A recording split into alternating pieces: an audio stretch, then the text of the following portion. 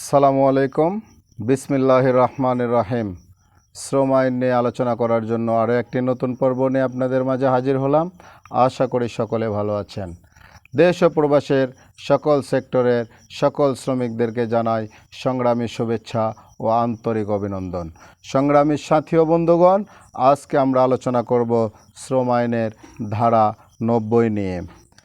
ধারা 90, safety record বুক সংরক্ষণ। 25 জনের অধিক শ্রমিক সম্বলিত প্রত্যেক কারখানা বা প্রতিষ্ঠানে বিধি দ্বারা নির্ধারিত পদ্ধতিতে বাধ্যতামূলক সেফটি রেকর্ড বুক সংরক্ষণ ও সেফটি তথ্য বোর্ড প্রদর্শন করিতে হইবে।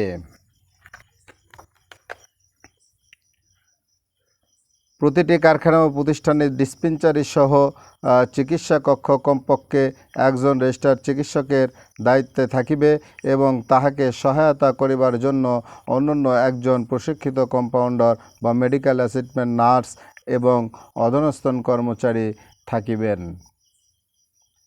সংগ্রামী সাথী ও বন্ধুগণ, বাংলাদেশের আইনের প্রতি শ্রদ্ধাশীল হয়ে শ্রম আইন মেনে চলার চেষ্টা করি আমরা সকলেই, এবং প্রত্যেকটি কাজের জায়গা আমরা সেফটি রাখার চেষ্টা করি, মালিক শ্রমিক উভয় মিলে।